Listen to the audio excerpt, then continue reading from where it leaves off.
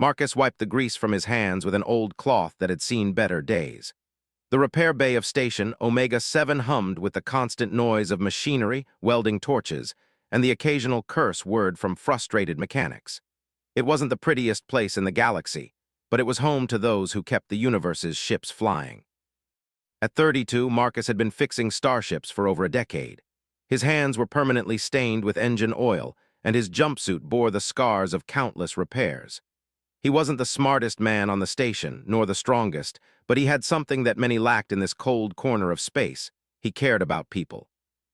The morning shift was winding down when the transport shuttle arrived. Marcus glanced up from the hyperdrive. He was rebuilding to see passengers disembarking through the station's main docking bay. Most were the usual mixed traders, travelers, and workers heading to various destinations across the Galactic Federation. Then he saw him. The old dragon moved slowly, his once magnificent scales now dulled with age and scarred from battles long past. He was massive, even hunched over as he was, standing nearly 8 feet tall. His wings, folded tight against his back, showed patches where scales had been torn away and never properly healed. Most striking were his eyes, ancient yellow orbs that had seen too much war, too much loss. Marcus knew the type. Veteran soldiers, especially non-human ones, often ended up on stations like Omega-7 when they had nowhere else to go.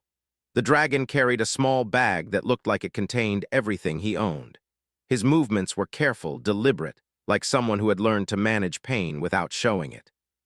The transport's departure board flickered to life, showing the next ship heading to the outer rim colonies. Marcus watched as passengers lined up to board, their tickets checked by a bored-looking attendant. The old dragon approached the line, moving with the slow dignity of someone who had once commanded respect on battlefields across the galaxy. Marcus couldn't hear the conversation from where he stood, but he could see the dragon's shoulders slump as the attendant shook his head. The ticket in the dragon's clawed hand seemed to shake slightly. Marcus wiped his hands again and walked closer, pretending to check on a nearby repair job. "I'm sorry, sir, but this ticket is for standard seating, and we don't have any seats that can accommodate your size," the attendant was saying. "You'll need to purchase a premium passage for the larger seating area." The dragon's voice was deep and rough, like grinding stones. "This ticket cost me everything I had. How much more do you need?" The attendant consulted his tablet. Premium passage is an additional 300 credits.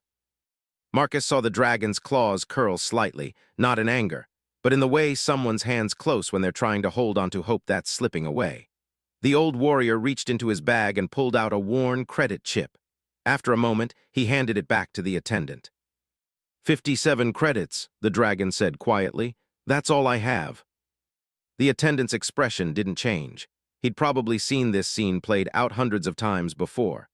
"I'm sorry, but without the full fare, I can't authorize boarding. You'll have to wait for the next transport and try to earn the additional credits." Marcus knew what that meant. The next transport to the Rim colonies wouldn't arrive for 3 weeks. 3 weeks of living in the station's charity quarters, eating recycling plant food, and watching younger passengers take the seats that led to new lives. The dragon nodded slowly and stepped aside, letting the line continue around him. He found an empty bench near the viewing window and sat down heavily, staring out at the stars. His bag sat beside him like a faithful companion, containing the sum total of a warrior's life reduced to whatever could fit in a single container. Marcus went back to his repair work, but he couldn't concentrate. He kept glancing over at the old dragon, who hadn't moved from the bench. Other passengers came and went, but the dragon just sat there, watching ships arrive and depart through the station's massive viewing ports. During his lunch break, Marcus approached the dragon's bench. Up close, he could see the details that distance had hidden. Burn scars crossed the dragon's arms, the kind you got from ship explosions. His left horn was broken halfway down, probably from some battle decades ago. Most telling were his hands. The scales were worn smooth in places where a weapon's grip would rest, and his claws bore the chips and scratches of someone who had fought with every tool available. "Mind if I sit?" Marcus asked. The dragon looked up, surprised. Most people avoided veterans like him, especially the non-human ones. Stations got plenty of benches. "True enough," Marcus sat down anyway. "Name's Marcus, I work in the repair bays." "Korath," the dragon replied after a moment. "And I'm guessing you heard about my ticket situation." Hard not to, station gossip travels faster than light. Marcus pulled out his lunch, a sandwich that wasn't much to look at but filled the stomach. You heading to the Rim colonies? Korath nodded. Got a job offer on Frontier Station. Nothing fancy warehouse work moving cargo, but it's steady pay and they don't care what species you are. Long way to travel for warehouse work. Long way from everything that reminds me of who I used to be. Korath's yellow eyes focused on something beyond the viewing port. Sometimes a man needs distance from his ghosts. Marcus took a bite of his sandwich and chewed thoughtfully. He'd heard stories about the Dragon Wars, conflicts that had raged across several sectors before he was born. Entire fleets of dragon warriors had fought alongside human forces against the Hive invasions. Most people remembered the victories, but few talked about what happened to the survivors afterward. What did you do? In the service, I mean. Korath's expression darkened slightly. Bomber pilot, flew a ship called the Thunder's Breath for 12 years, hit Hive installations, supply convoys, whatever needed hitting. He flexed his claws unconsciously.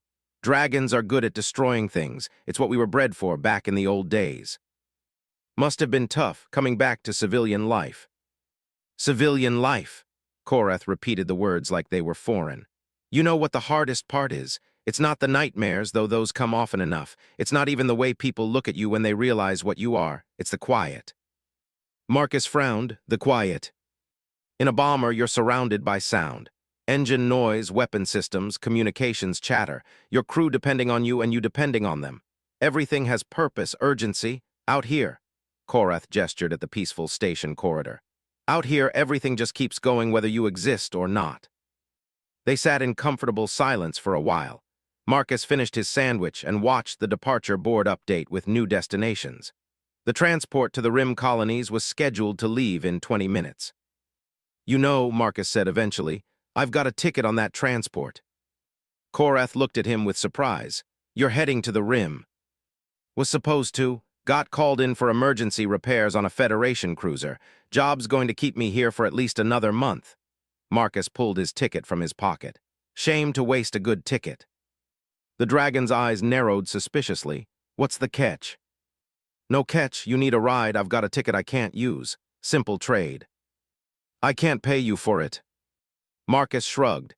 Didn't ask you to. Consider it professional courtesy, one working man to another. Korath stared at the ticket for a long moment. Why would you do this? You don't know me. Marcus stood up, brushing crumbs from his jumpsuit.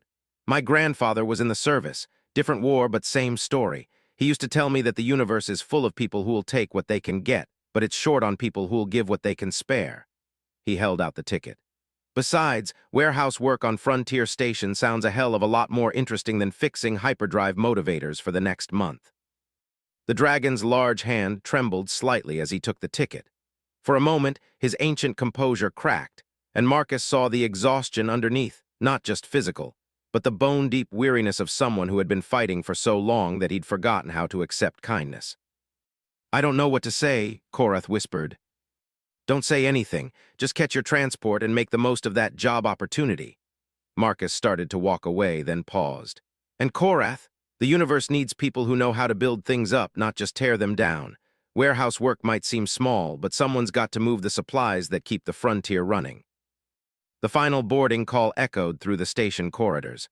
Korath stood slowly, shouldering his bag with movements that spoke of renewed purpose. As he walked toward the boarding gate, his step seemed steadier, his shoulders a little straighter. Marcus returned to his repair bay, where a stubborn plasma coupling was waiting for his attention. He lost himself in the familiar rhythm of diagnostic scans and component replacement, trying not to think about the 300 credits his ticket had cost. It represented 2 weeks of his salary, money he'd been saving for his own plans.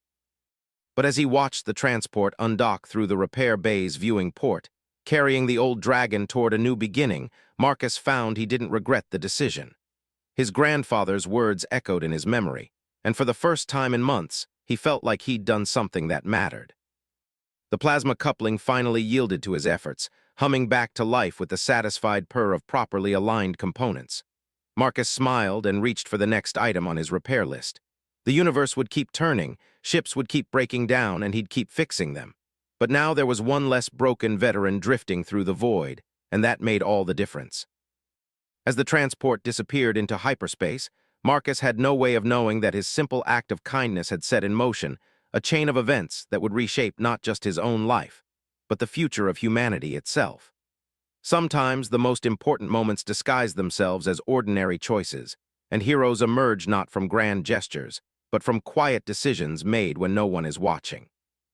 The old dragon was heading toward his new life, carrying with him a debt of gratitude that would soon grow into something far more powerful than either man could imagine.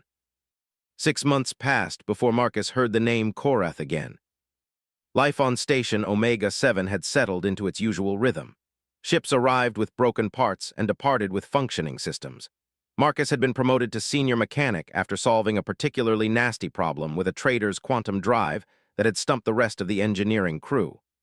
The extra pay was nice, but he found himself missing the simplicity of just fixing things without having to manage schedules and supervise junior mechanics. The message arrived during the night shift, transmitted through the Federation's communication network with a priority flag that ensured it reached Marcus personally rather than getting lost in the station's general mail system. The sender's name made him stop what he was doing and read it immediately. Marcus, the message began in text form, though Marcus could almost hear Korath's gravelly voice speaking the words. I hope this message finds you well. I wanted you to know that I arrived safely on Frontier Station and have been working in the cargo division for several months now. The work is good, and the people treat me fairly. Marcus leaned back in his chair, smiling. He'd wondered occasionally what had happened to the old dragon, but had never expected to hear from him again. Most people you helped in passing stayed past, becoming brief chapters in the story of your life rather than ongoing connections. The message continued. I also wanted you to know that your kindness has not been forgotten. There are things happening here that you should be aware of, discoveries that may change how humans and dragons understand each other. I cannot explain everything in a message like this, but I believe your people are on the verge of something significant. That was oddly cryptic. Marcus frowned and continued reading. If you are interested in learning more, and if you can arrange to travel to the Rim territories, I would like to offer you a position here on Frontier Station. The pay is 3 times what you're making on Omega-7, and the work involves technologies that most mechanics never get to see. More importantly, there are people here who would very much like to meet the human who showed kindness to an old dragon when he needed it most. The message ended with coordinates for Frontier Station and a reference number for passage aboard a supply ship that made regular runs to the Rim colonies. Marcus read it twice, then a third time, trying to make sense of the subtext. Dragons, as a species, were known for being direct. They didn't deal in hints or subtle implications. If Korath was being vague about something, it was probably because the communication channels weren't secure enough for plain speaking. That suggested whatever was happening on Frontier Station was either classified or sensitive enough to worry about eavesdropping. Marcus saved the message to his personal files and went back to work, but his mind kept returning to Korath's words. Discoveries that may change how humans and dragons understand each other. What could that possibly mean? The answer came 3 days later in the form of a news bulletin that flashed across every screen in Federation space. Archaeological discovery on Frontier Station reveals ancient dragon artifacts, the headline read. The accompanying story was frustratingly light on details, mentioning only that construction workers had uncovered what appeared to be dragon ruins dating back thousands of years. Federation scientists were investigating, but initial reports suggested the find might be significant. Marcus felt a chill run down his spine. Suddenly, Korath's message made more sense. That evening, Marcus submitted his resignation to Station Omega-7 and booked passage on the next supply run to the Rim territories. His supervisor tried to talk him out of it, pointing out that frontier stations were dangerous, isolated, and rarely offered career advancement. Marcus just smiled and said he was ready for a change of scenery. The journey to Frontier Station took 8 days aboard the cargo hauler, steady progress.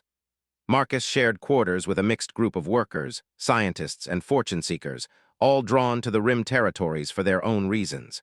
None of them seemed to know much about the archaeological discovery beyond what had been reported in the news feeds. Frontier Station was smaller than Omega-7, but busier, with the controlled chaos of a rapidly growing operation. Ships arrived constantly, bringing supplies and personnel for the expanding research efforts. The station itself had been hastily enlarged with prefabricated modules, giving it a patchwork appearance that spoke of urgent priorities and unlimited funding. Marcus found Korath in the cargo bay, supervising the unloading of a scientific equipment shipment. The old dragon looked healthier than he had 6 months earlier. His scales had regained some of their luster, and he moved with more confidence. The work had been good for him. Marcus, Korath's voice boomed across the cargo bay, drawing curious looks from other workers. You actually came. Couldn't resist the mystery, Marcus replied, clasping the dragon's offered hand. Your message was intriguingly vague. Korath chuckled, a sound like distant thunder. Had to be. Federation communications are monitored, and what we've found here. He shook his massive head. Come on, there are people you need to meet and things you need to see. They left the cargo bay and took a transport pod to the station's outer ring, where the research facilities had been hastily constructed. Along the way, Korath explained what Marcus had stepped into. 3 months ago, we were expanding the station's foundation, digging deeper into the asteroid's core for more stable anchoring points. That's when we hit the first chamber. Korath's voice dropped to a whisper. Marcus, we found a city down there, an entire dragon city buried under millions of years of rock and ice. Marcus felt his jaw drop. A city, but dragons are nomadic. They don't build permanent settlements. That's what everyone thought. That's what we thought. Korath guided him through a security checkpoint staffed by both human and dragon guards. Turns out everyone was wrong. The research facility buzzed with activity. Humans and dragons worked side by side, examining artifacts, analyzing data, and documenting findings with the intensity of people who knew they were witnessing history being rewritten. Marcus had never seen cooperation like this between the two species. Usually, humans and dragons maintained polite but distant relationships, working together when necessary but rarely forming close bonds. Dr. Sarah Chen, the expedition's lead archaeologist, met them at the facility's main laboratory. She was a small woman with intense eyes and dirt under her fingernails, the kind of scientist who spent more time in the field than behind a desk. You must be Marcus, she said, offering a firm handshake. Korath has told us a lot about you. Nothing bad, I hope. On the contrary, around here you're something of a legend. Dr. Chen gestured for them to follow her deeper into the lab. What Korath hasn't told you yet is that this discovery is more than just ancient dragon ruins. We've found evidence of a shared history between humans and dragons that goes back much further than anyone imagined. They stopped in front of a large display screen showing a three-dimensional map of the underground city. The structure was massive, carved directly into the asteroid's core with precision that spoke of advanced technology. But what caught Marcus's attention were the architectural details. Those support structures, he said, pointing at the screen. They're not purely dragon design. There are elements there that look almost human, Dr. Chen finished. Exactly. We found tools, artwork, and even what appears to be a shared writing system that combines dragon script with symbols that predate any known human civilization. Korath moved closer to the display. My people have legends about the old times when dragons and humans fought together against the dark ships from beyond the rim. Most of us thought they were just stories, myths to explain why our species work well together in combat. What if they weren't myths? Dr. Chen asked. What if humans and dragons were allies long before either species developed spaceflight? What if this cooperation is literally in our blood? Marcus studied the display, his mechanics mind automatically analyzing the structural elements. This level of integration doesn't happen overnight. You'd need generations of cooperation to develop shared architectural styles and writing systems. Exactly, which brings us to why Korath wanted you here. Dr. Chen pulled up another screen, this one showing what looked like a massive mechanical device. We found this in the city's central chamber. It's some kind of machine, but it's beyond anything in our historical records. The power systems alone are centuries ahead of current Federation technology. The device was beautiful in its complexity, with flowing lines that seemed to blend organic and mechanical design principles. Marcus could see elements that were clearly dragon in origin, the preference for curves over angles, the integration of crystalline components, but also features that spoke to human engineering sensibilities. We've been trying to understand how it works for 2 months, Dr. Chen continued. Our best engineers are baffled. But Korath suggested that someone with practical experience, someone who understands both human and dragon technology, might see things that pure scientists miss. Marcus felt a mixture of excitement and intimidation. You want me to figure out how an ancient alien machine works? Not alien, Korath corrected. Ours, human and dragon, working together like they were meant to. He placed a massive hand on Marcus's shoulder. You gave me a chance when I needed it most. Now I'm giving you one. This machine could change everything, how we see our history, our future, the relationship between our peoples. Dr. Chen led them through another security checkpoint and into the excavation site itself. The descent took 20 minutes in a high-speed elevator that dropped through solid rock into the heart of the buried city. When the doors opened, Marcus stepped into a world that defied everything he thought he knew about ancient history. The chamber was vast, easily large enough to house a Federation battleship. The walls were covered in murals that depicted humans and dragons working together, not just fighting side by side, but building, exploring, creating together. The artwork showed scenes of shared discoveries, joint celebrations, and what appeared to be some kind of binding ceremony between representatives of both species. At the center of the chamber stood the machine they'd shown him on the display screen. It was even more impressive in person, rising 30 feet into the air with a grace that made it seem almost alive. Crystal formations grew from strategic points in its structure, pulsing with a faint inner light that suggested the device wasn't entirely inactive. We've detected energy readings, Dr. Chen explained as they approached the machine. Low level but consistent. It's almost like it's waiting for something. Marcus circled the device, his trained eye picking up details that the photographs hadn't captured. The construction was flawless, with joints so precise they were nearly invisible and surfaces that showed no signs of wear despite their obvious age. But what struck him most was how familiar it felt. I've seen design elements like this before, he said slowly. Not exactly the same, but similar principles. Dragon ships use crystal-based power systems, and human ships use quantum field generators. This looks like it combines both technologies. Korath nodded approvingly. That's what we hoped you'd see. The science teams keep trying to understand it as either human or dragon technology, but you're looking at it as both. Marcus found an access panel near the machine's base, partially concealed by decorative elements that had initially hidden its functional nature. The panel was sealed, but not locked, more like it was waiting for someone who understood the proper procedure. Has anyone tried to interface with it directly? Marcus asked. Dr. Chen shook her head. We've been afraid of damaging it. This thing is priceless from a historical perspective. Sometimes the best way to understand something is to see how it responds to input. Marcus examined the access panel more closely.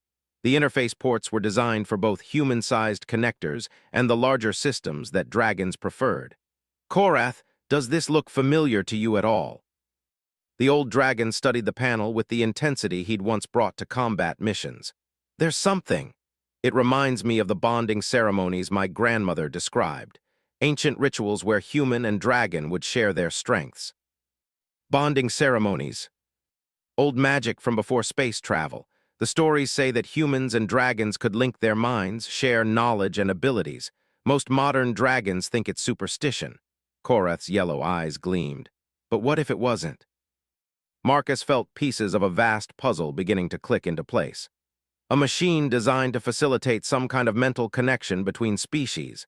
That would explain the hybrid technology, the joint construction techniques, even the shared writing systems. Dr. Chen was making notes frantically. If you're right, this could be the key to understanding not just ancient history, but the future potential of human-dragon cooperation. The applications would be dangerous, Korath said quietly. Powerful things always are. Marcus found himself staring at the machine with a mixture of fascination and apprehension. Whatever this device was designed to do, it represented a level of partnership between humans and dragons that the modern galaxy had never seen. The question was whether the universe was ready for that kind of change. As if responding to his thoughts, the crystal formations in the machine pulsed slightly brighter, casting dancing shadows on the ancient murals that surrounded them. The device was definitely waiting for something. Marcus had a growing suspicion that it was waiting for him. For 3 weeks, Marcus studied the ancient machine, while the research team documented everything they could about the buried city. Every day brought new discoveries workshops where humans and dragons had clearly worked side by side. Libraries containing books written in the hybrid script. Even what appeared to be residential areas designed to accommodate both species comfortably. But it was the machine that captured Marcus's attention completely. The more he examined it, the more convinced he became that it wasn't just a relic of the past, it was a bridge to something extraordinary. The breakthrough came when he was working late one evening, alone except for the security guards posted at the chamber entrances. Marcus had been tracing power conduits through the machine's crystal matrix, trying to understand the relationship between the human-designed quantum field generators and the dragon-created crystal amplifiers. "You know," he said to himself, running his hand along a particularly elegant power coupling, "you're not that different from the hybrid drives we use on the fastest ships these days." The crystal pulsed. Marcus froze. The pulse had been brief, barely noticeable, but it had definitely responded to his words. More specifically, it had responded to his touch while he was speaking about the machine's hybrid nature. "Interesting," he murmured, keeping his hand on the coupling. "Are you designed to respond to both physical contact and vocal interaction?" Another pulse, stronger this time. Marcus felt his heart rate increase. Dr. Chen and her team had been trying to activate the machine for months using everything from direct electrical stimulation to exotic particle bombardment. But what if the machine wasn't waiting for the right kind of energy input? What if it was waiting for the right kind of person?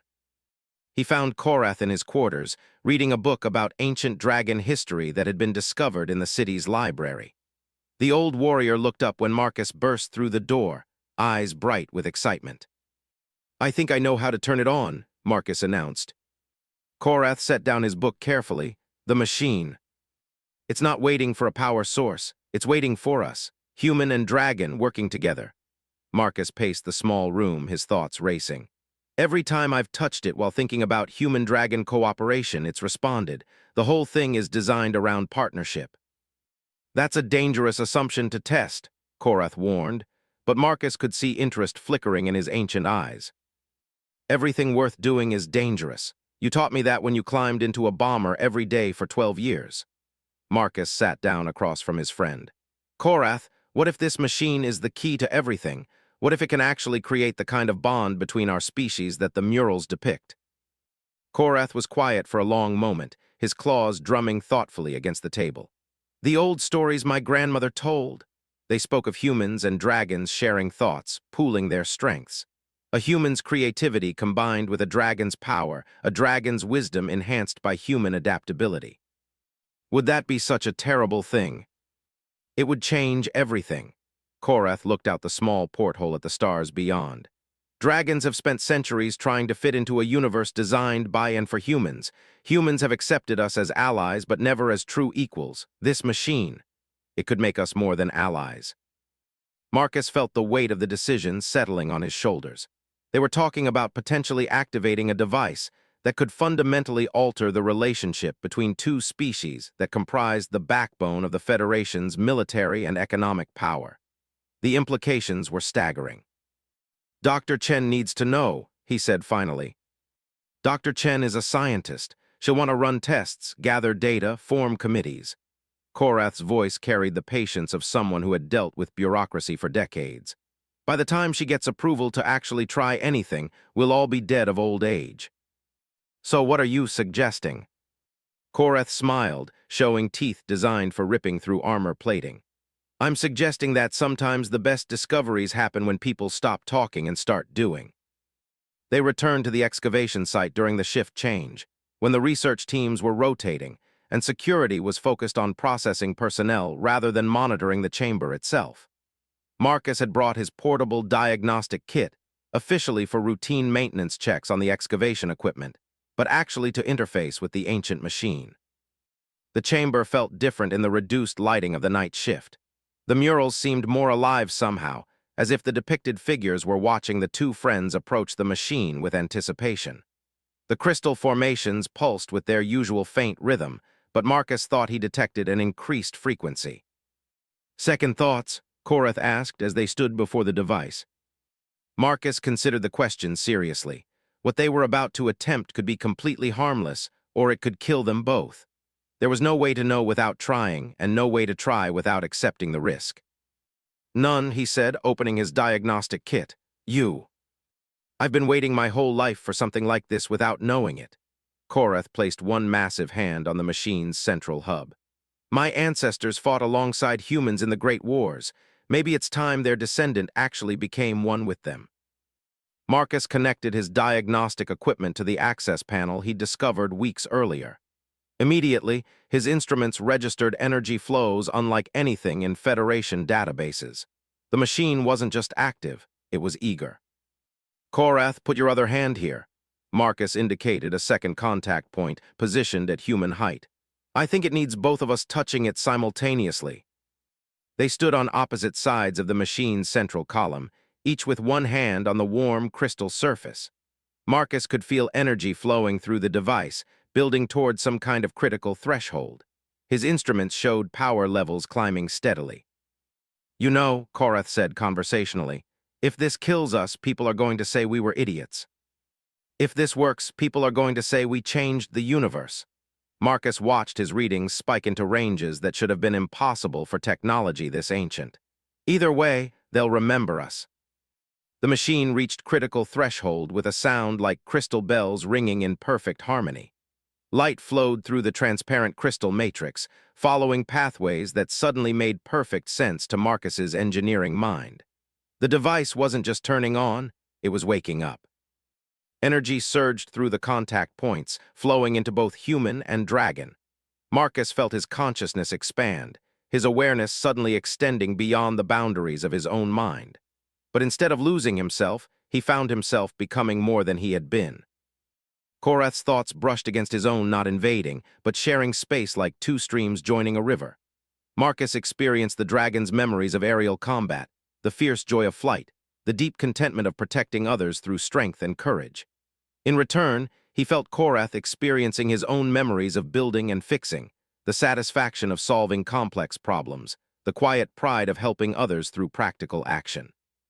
But the sharing went deeper than memories.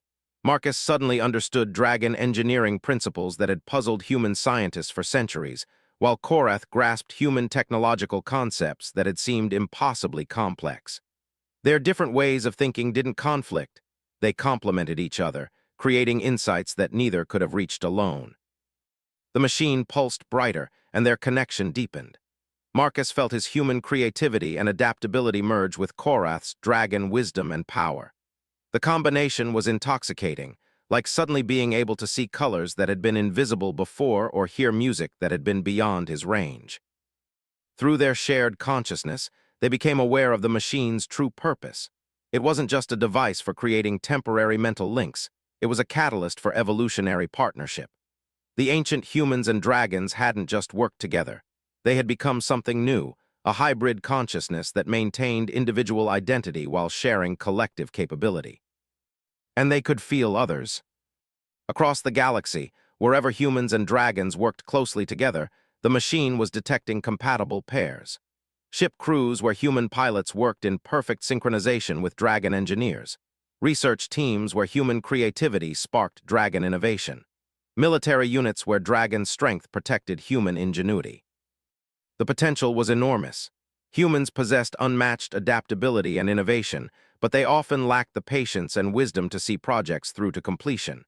Dragons had incredible knowledge and power, but they sometimes struggled with new ideas and rapid changes. Together, they could accomplish things that neither species could achieve separately. But Marcus also sensed the dangers.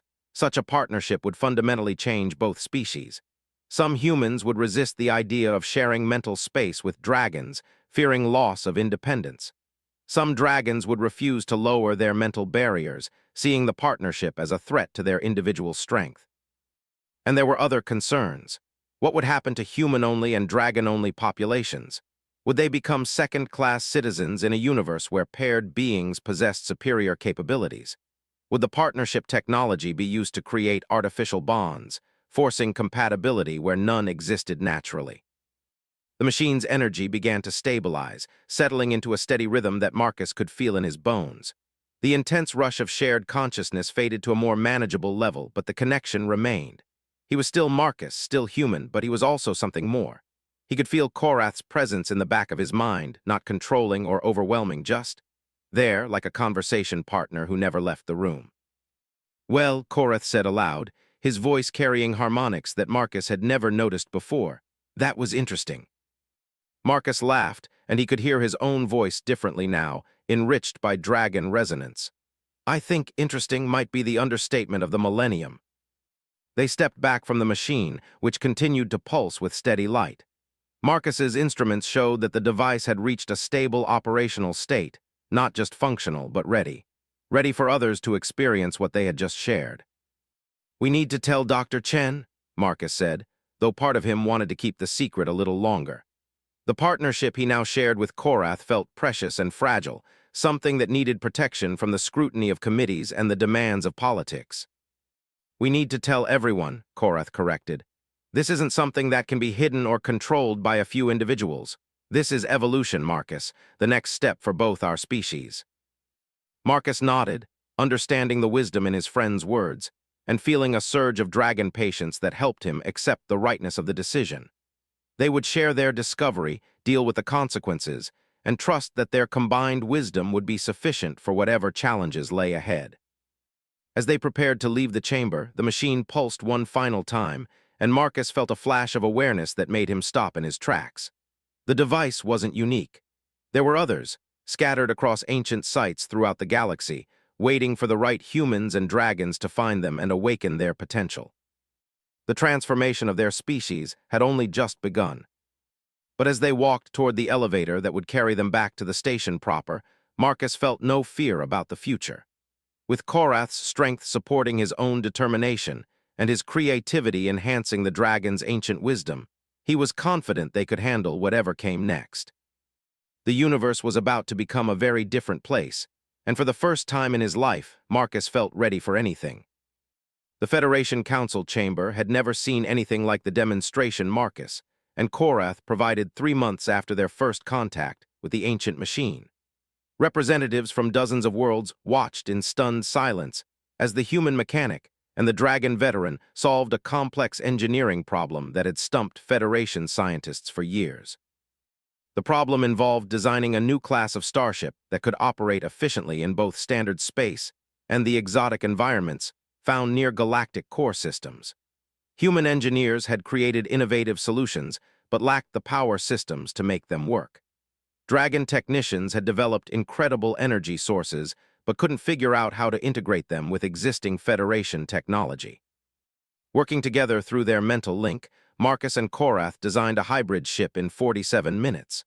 Their solution was elegant, practical, and completely revolutionary. It combined human creativity with dragon power in ways that neither species had ever imagined possible.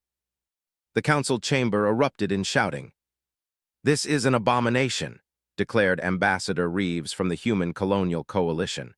"We're talking about fundamentally altering human consciousness, turning our people into something alien." Elder Grimscale, representing the Dragon Dominion, was equally opposed.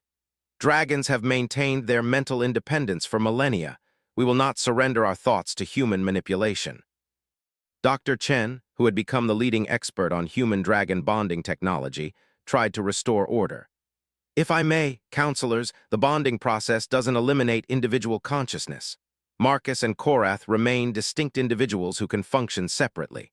The partnership simply allows them to share knowledge and capabilities when working together." "Share knowledge?" Ambassador Reeves laughed bitterly. "Dr. Chen, you're describing mind control. How long before these partnerships become mandatory? How long before unbonded humans become second-class citizens?" Marcus stood to address the council, feeling Korath's steady presence supporting his confidence. The dragon remained seated in the specialized chair designed to accommodate his size, but Marcus could sense his friend's thoughts running parallel to his own. "With respect, Ambassador, you're making assumptions based on fear rather than facts." Marcus's voice carried new authority, backed by dragon wisdom. "The bonding process can't be forced. It requires willing participation from both partners, and it only works between individuals who are naturally compatible." "And who determines compatibility?" Elder Grimscale's voice rumbled with suspicion. "Who decides which humans are worthy of dragon partnership and which dragons should lower themselves to human level?" Korath spoke for the first time since the demonstration began. Elder, with respect, the question itself reveals the problem with current human-dragon relations. You speak of lowering dragons to human level, while Ambassador Reeves fears humans being corrupted by dragon influence. Both positions assume that our species are fundamentally incompatible. Perhaps they are, Ambassador Reeves said bluntly. Perhaps the natural order exists for good reasons. Marcus felt a flash of anger, not just his own, but Korath's as well. Their shared frustration made his next words more passionate than he'd intended. The natural order? Ambassador, humans and dragons have been fighting together, working together, and dying together for over 2 centuries. The only thing that's natural about our current relationship is the artificial barriers we've built to keep our species separate. The chamber fell silent. Marcus realized he'd stepped into dangerous political territory, but Korath's presence gave him the courage to continue. 6 months ago, I was a mechanic who fixed broken ships. Korath was a veteran warrior with nowhere to go and no purpose beyond surviving until tomorrow. Now we're designing technologies that could revolutionize space travel. We're not less human or less dragon than we were before. We're more than either of us could be alone. Counselor Martinez from the Earth Federation leaned forward. Mr. Marcus, let's assume for a moment that this technology is beneficial. What are the long-term implications? If bonded pairs become significantly more capable than unbonded individuals, we're essentially creating a superior subspecies. Or we're creating the next step in evolution for both species, Dr. Chen interjected. The archaeological evidence suggests that ancient humans and dragons were routinely bonded. This technology might not be creating something new, it might be restoring something we lost. Elder Grimscale's claws drummed against the council table. Dr. Chen raises an interesting point.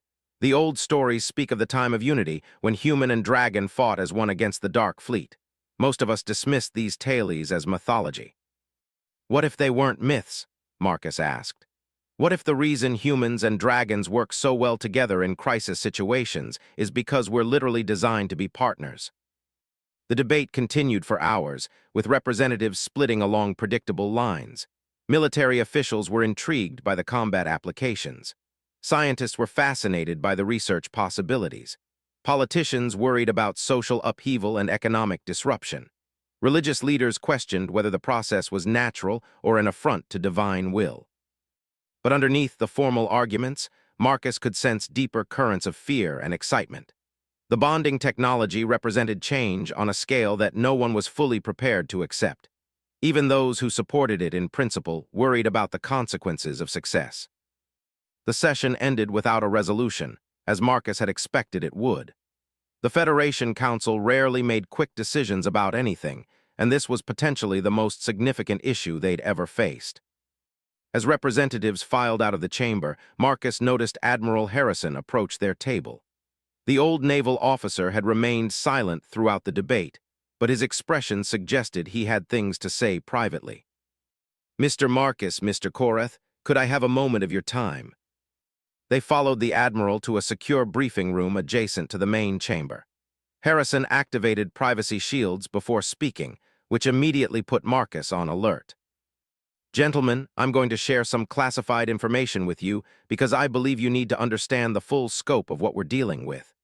Harrison pulled up a holographic display showing the galactic rim territories. For the past 6 months, we've been tracking unusual activity in the sectors beyond Federation space. The display zoomed in to show ship movements and energy signatures that made no immediate sense to Marcus. But through his link with Korath, he suddenly understood what he was seeing. Those are Hive signatures, Korath said quietly. But that's impossible. The Hive was destroyed 40 years ago. That's what we thought. Harrison highlighted several sensor readings. But these energy patterns match archived data from the Hive Wars. Something is moving out there, and it's using technology we hoped never to see again. Marcus felt ice form in his stomach. The Hive Wars had ended before he was born, but everyone knew the stories. The insected hive species had swept across several sectors, consuming entire worlds and converting organic matter into biomechanical war machines.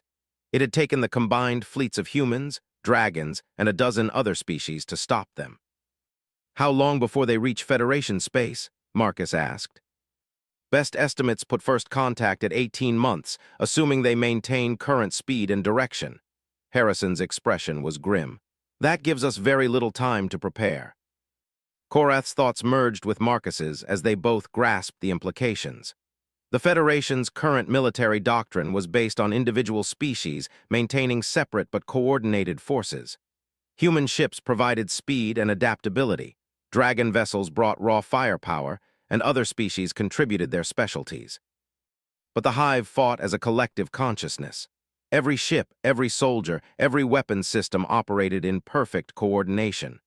Individual Federation ships were superior to Hive units, but the Hive's collective intelligence made their fleets devastatingly effective. "You want us to create bonded military units," Marcus said. "I want you to save civilization," Harrison replied bluntly. "Our analysis suggests that bonded human-dragon crews could match Hive coordination while maintaining individual initiative. It might be the only advantage we can develop in time." "The Council will never approve it," Korath pointed out. "Too many of them are afraid of change." "The Council doesn't need to approve military field testing." Harrison's smile was sharp. "I have emergency authorization to explore any technology that might provide tactical advantages against Hive forces." Marcus and Korath exchanged a look that didn't require their mental link to understand. They were being asked to weaponize their discovery, to turn what could be the next step in human-dragon evolution into a tool for war. But they were also being asked to save billions of lives from an enemy that respected neither human ingenuity nor dragon strength, only the collective power that came from perfect unity. "How many crews are we talking about?" Marcus asked. "Start with volunteers from existing mixed units, humans and dragons who already work well together." Harrison pulled up personnel files. "I have a dozen ship crews in mind, plus several ground-based teams. If the process works as well as your demonstration suggests, we expand from there." Korath rumbled thoughtfully. "It won't be easy. Bonding requires trust and compatibility. You can't just assign random pairs and expect success. Which is why I need both of you to oversee the program." Harrison leaned back in his chair. "Marcus, you understand the human side of the technology. Korath, you know dragon psychology and military doctrine. Together, you might be able to identify viable partnerships and guide the bonding process." The weight of responsibility settled on Marcus's shoulders like a physical burden. They were being asked to take their personal discovery and scale it into a military program that could determine the fate of the galaxy. Success would mean saving countless lives. Failure would mean watching the Hive consume everything they cared about. But as he felt Korath's steady presence supporting his resolve, Marcus realized they had no choice. The universe had given them this gift for a reason. The ancient machines hadn't been waiting millions of years just so two friends could solve engineering problems. They'd been waiting for the moment when their discovery would be needed to save both species from extinction. "Where do we start?" Marcus asked. Admiral Harrison smiled for the first time since the briefing began. "With the crew of the destroyer Lightning Strike. Human pilot, dragon gunner, and the highest combat effectiveness rating in the fleet. If anyone can make this work, it's them." As they left the briefing room, Marcus felt the weight of destiny settling around him. The simple act of kindness that had started this journey, giving up his transport ticket to help an old dragon, had led to discoveries that would reshape the galaxy. Now it remained to be seen whether those discoveries would be enough to save it. The battle began 18 months later, exactly as Admiral Harrison had predicted. The Hive fleet emerged from deep space like a plague of metal locusts, their biomechanical ships pulsing with the collective consciousness that made them so terrifyingly effective. Federation long-range sensors detected over 3,000 vessels of various sizes, all moving in perfect formation toward the outer colonies. Marcus stood on the bridge of the command cruiser Unity, watching the tactical display with a mixture of pride and terror. The Federation fleet that rose to meet the Hive invasion was unlike anything in recorded history. Human and dragon crews operated in mental harmony, their ships responding to coordinated thought as much as manual commands. The bonding program had succeeded beyond his wildest expectations. 27 ship crews had undergone the bonding process over the past year. Not every attempt had succeeded. The technology required genuine compatibility and mutual trust that couldn't be artificially created. But those partnerships that did form had proven extraordinary. Reaction times improved by 40%. Combat effectiveness increased by 60%. Most importantly, bonded crews could coordinate with each other in ways that mimicked the Hive's collective advantage. Korath stood beside Marcus, his massive form somehow fitting naturally on a bridge designed primarily for humans.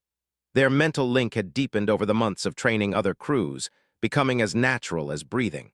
Marcus could feel the old dragon's battle-tested calm steadying his own nerves. Fleet status report, Admiral Harrison commanded from the captain's chair. Commander Sarah Mitchell, the ship's bonded pilot, responded without looking up from her controls. Her dragon partner, Vorthak, was physically located in the engineering section but mentally present on the bridge through their shared consciousness. All bonded ships reporting ready, Admiral. Conventional units are in support positions. Marcus felt a flutter of concern through his link with Korath. The non-bonded ships made up the majority of their fleet, and while they were crewed by brave and skilled individuals, they would be fighting at a significant disadvantage against the Hive Collective. First contact in 30 seconds, the tactical officer announced. The enemy fleet filled the view screen like a living nightmare. Hive ships bore no resemblance to the clean lines and purposeful design of Federation vessels.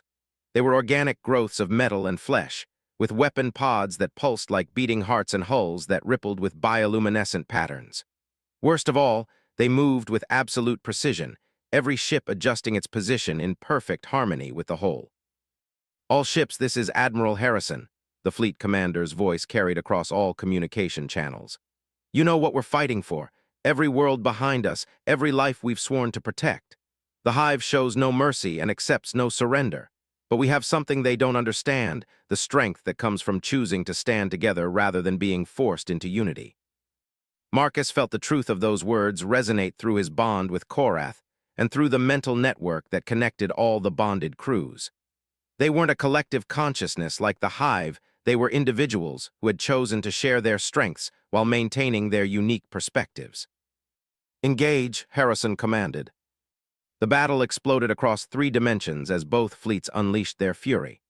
Hive ships fired living missiles that writhed through space like angry snakes, while Federation forces responded with precisely coordinated strikes that targeted the enemy's weak points with surgical precision. The bonded crews performed like a symphony orchestra, each ship playing its part in a larger composition that maximized their collective effectiveness. Marcus watched through Korath's tactical awareness as human creativity identified vulnerable spots in Hive formations while dragon power delivered devastating attacks. But the Hive was learning, adapting their tactics with the speed that only a collective consciousness could achieve. For every advantage the bonded crews created, the enemy found a counter-strategy within minutes. We're losing ships, Commander Mitchell reported, her voice tight with concentration. The conventional units can't keep up with Hive adaptation rates. Marcus felt Korath's agreement through their bond. The non-bonded Federation ships were fighting bravely, but they lacked the instant communication and coordinated response that the battle required. They were being systematically isolated and destroyed. Admiral, Marcus said, his voice carrying the authority his partnership with Korath had given him, I need to take a shuttle to the archaeological site. Harrison turned in his command chair, his expression incredulous. Mr. Marcus, in case you hadn't noticed, we're in the middle of the largest space battle in Federation history. That's exactly why I need to go. Marcus felt Korath's support strengthening his resolve. The machine on Frontier Station isn't the only one. Our scans have detected 12 other sites with similar energy signatures, if I can activate them simultaneously. You could create a network. Dr. Chen's voice came from the science station, where she was monitoring the bonding technology's performance. A way to connect all human and dragon personnel, not just the ones who have undergone formal bonding. Korath's excitement rippled through their mental link. The ancient murals showed hundreds of humans and dragons working together. What if the machines were designed to create temporary mass bonding during times of crisis? Admiral Harrison looked at the tactical display, where Federation losses were mounting despite the bonded crew's best efforts. How long would you need? The shuttle trip to Frontier Station takes 40 minutes. Activating the network. Marcus paused, consulting knowledge that came from both his own expertise and Korath's intuitive understanding of dragon technology. Maybe another hour to synchronize all the sites. We might not have 90 minutes, Harrison said grimly. Then we'll buy you the time, Commander Mitchell announced. Her dragon partner's voice rumbled through the communications system as Vorthak spoke from engineering. All bonded crews form defensive perimeter around the command vessel. We hold this position until Marcus and Korath complete their mission. What followed was the most desperate hour of fighting in Federation history. 26 bonded ships formed a sphere around the Unity, using their coordinated abilities to fend off wave after wave of hive attacks. They fought like heroes from ancient legends, human imagination and dragon power combining in ways that pushed both species beyond their natural limits. Marcus and Korath raced through space in the fastest shuttle they could find, pushing the little ship's engines past their safety margins. Through their bond, Marcus could feel what was happening in the battle, the strain on the bonded crews, the mounting losses among conventional ships, the gradually increasing pressure as the hive brought more forces to bear. They reached Frontier Station as the lightning strike, the first ship to achieve bonding, sacrificed itself to destroy a hive cruiser that was breaking through the defensive perimeter. Marcus felt the deaths of pilot Jenny Park and gunner Razeth like physical blows, their mental signatures disappearing from the bonded network with terrible finality. Focus, Korath said aloud, though he shared Marcus's grief. We honor them by completing the mission. The ancient machine welcomed them like an old friend, its crystals blazing to life as they approached. Marcus connected his equipment to the device, while Korath established mental contact with the other archaeological sites across Federation space. The network of machines had been waiting millions of years for this moment, the return of the crisis that would require humans and dragons to unite completely. Activating synchronization protocol, Marcus announced, his voice carried by quantum communication to the embattled fleet. Power flowed between the machines, creating a network that spanned half the galaxy. The effect on Federation forces was immediate and dramatic. Every human and dragon in the fleet suddenly found their consciousness expanded, their mental barriers lowered enough to allow temporary bonding with compatible partners. Pilots who had never met dragon engineers suddenly shared tactical knowledge accumulated over centuries of warfare. Dragon warriors gained access to human creativity and adaptability that let them develop new combat techniques in real time. Even ground-based personnel on distant worlds felt the connection, their combined intelligence contributing to the battle effort. For the first time since the fighting began, the Federation fleet operated as a true collective, not the forced unity of the hive, but the chosen cooperation of free beings working together toward a common goal. The tide of battle shifted within minutes. Human-dragon teams that had never formally bonded found themselves operating in perfect synchronization, their ships dancing through space with lethal precision. The hive's adaptive advantage crumbled as thousands of minds worked together to outthink their collective consciousness. But the network came with a price. Marcus could feel the strain on both species as their minds struggled to process the flood of shared information. This level of connection wasn't meant to be maintained indefinitely. It was an emergency measure that pushed human and dragon psychology to its breaking point. We can't hold this for long, he warned Admiral Harrison through the quantum link. How long do we have? Marcus consulted readings that combined his technical knowledge with Korath's instinctive understanding of dragon mental limits. Maybe an hour before we start losing people to neural overload. Then we end this in an hour, Harrison's voice carried absolute determination. All ships, maximum effort. We have one chance to break the hive collective before our advantage disappears. The final assault was a thing of terrible beauty. Every Federation ship moved in perfect coordination, their attacks timed to overwhelm the hive's defensive capabilities. Human creativity identified weaknesses while dragon power exploited them. The network allowed real-time sharing of tactical discoveries, turning the entire fleet into a single, incredibly sophisticated weapons system. The hive collective tried to adapt, but for the first time in their species' history, they faced an enemy that could change tactics faster than they could counter them. Their rigid hierarchy, which had been their greatest strength, became a liability against opponents who could instantly reconfigure their strategies based on shared battlefield awareness. When the last hive ship exploded in a burst of bioluminescent death, the silence that followed felt surreal. For several minutes, No one on either side of the battle could quite believe it was over. Then the Federation fleet erupted in cheers that carried across the network, shared victory celebrations that united every human and dragon who had participated in the battle. For a brief, shining moment, the two species were truly one people, their joy and relief flowing freely between them. Marcus began the shutdown sequence gradually, allowing the temporary bonds to fade naturally rather than severing them abruptly. As the network dissolved, many of the participants reported feeling oddly lonely, as if they'd lost family members they'd just discovered. Well, Korath said as they prepared to return to the fleet, that was interesting. Marcus laughed, recognizing his friend's tendency toward understatement even after their shared experiences. I think we're going to need a bigger word than interesting. The aftermath of the battle brought changes that neither Marcus nor Korath could have predicted. The temporary mass bonding had given both species a taste of what true partnership could accomplish, and many wanted to make that experience permanent.